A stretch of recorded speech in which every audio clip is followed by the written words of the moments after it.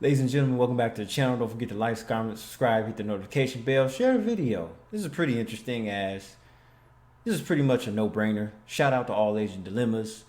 This was recorded off of a game show in China, kind of like Pop the Balloon in America. That ghetto ass show. The only difference is Pop the Balloon has a bunch of baby mamas on there. This one has more sophisticated women.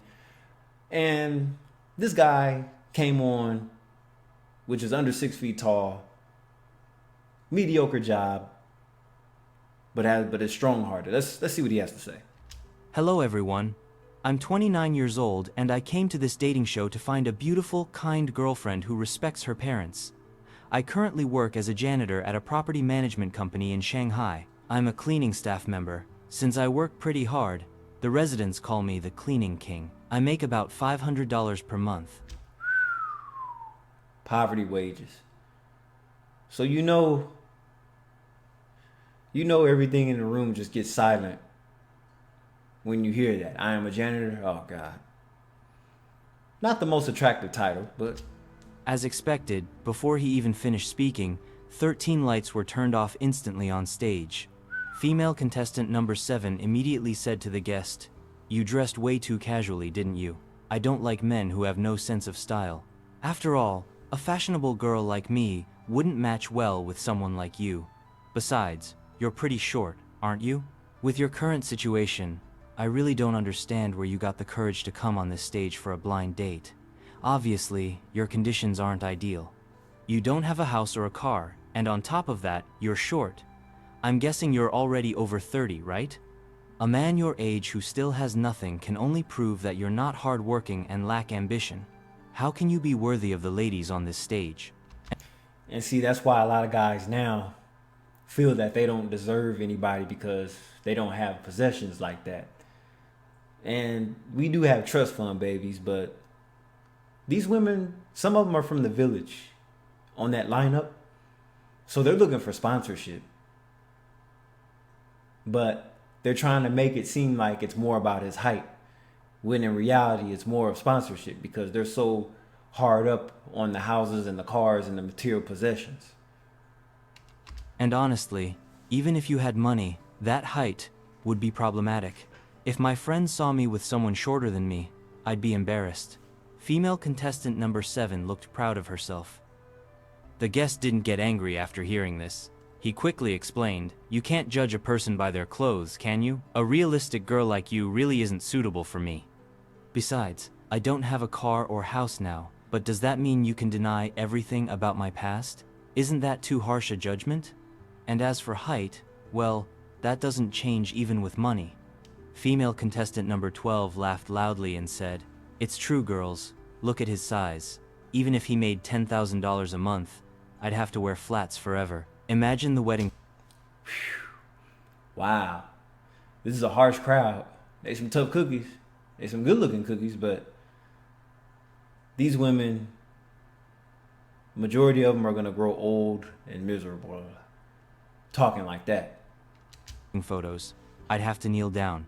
Some women laughed, others nodded in agreement. Female contestant number 7 continued asking, "If a girl holds your hand, do you have any plans to buy a house? And more importantly, how would she feel walking beside you when everyone has to look down to see you?"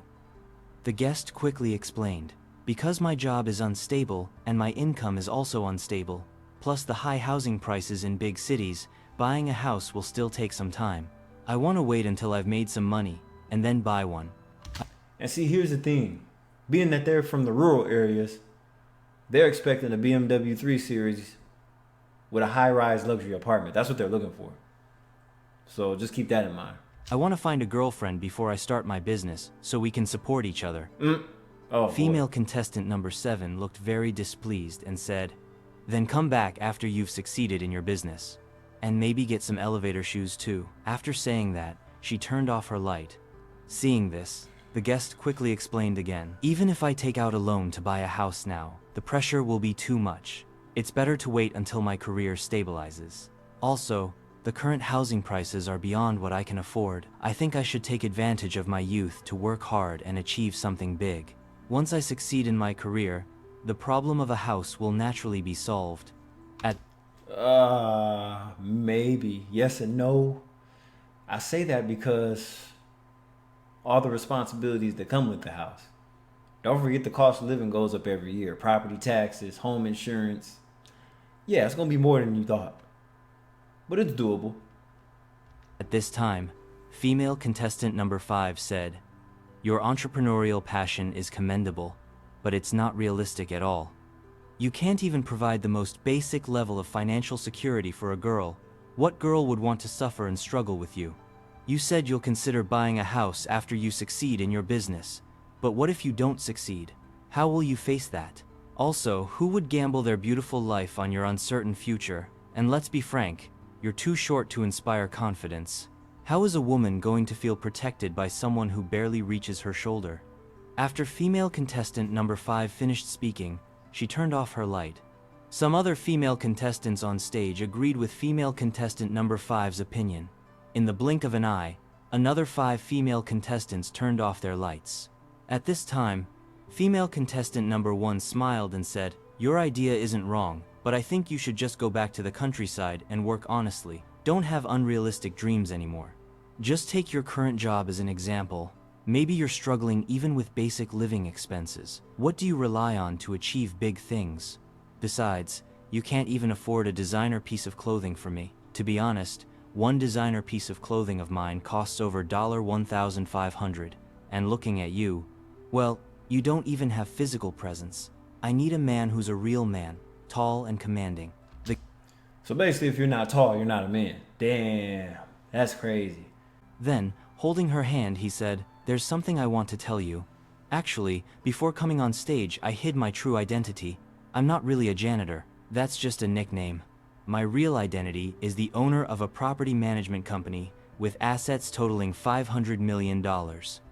The female contestants who had turned off their lights covered their mouths in disbelief. Female contestant number 7, who had made the cruelest comments about height, was visibly shocked. She stammered, but, that's not fair. If I had known, height really isn't that important." Yeah, not after you found out how much he was worth. You see how these women put on a facade? So, like I said, they're looking for sponsorship, and your height doesn't matter if you have the resources and the money. That excuses you for not being 6 feet tall. So, I mean, if you got it, you got it. If you don't, oh well. Female contestant number 12 whispered, $500 million. With that money, he can wear platform shoes and I wouldn't care. Female contestant number 1 desperately shouted, "But wait, I was just being realistic. You actually have a very strong presence." But the billionaire just smiled and said, "Thank you for the belated interest, but I've already found someone who valued me when I had nothing to offer." What's most ironic on this dating stage isn't a CEO pretending to be a janitor, but the fact that reality has long turned love into a naked auction of wealth. Those girls who turned off their lights weren't choosing a partner, they were bidding for material possessions. They claimed to seek sincerity, but all they saw were property deeds and car keys. All they saw was dollar signs. All they seen was dollar signs, Rihanna. Dollar signs. Because, see, a lot of times when people request all this shit about their ideal mate, a lot of times the family that they grew up in, they didn't have a lot of money. So that's why they're requiring all this, because they don't want to suffer like how they grew up. They want a completely different lifestyle than what they had when they were coming of age. That's all that comes down to. This is interesting and entertaining at the same time. Anyway, this is Kai DeVeo. Hope you enjoyed this, and I'll catch you in the next video.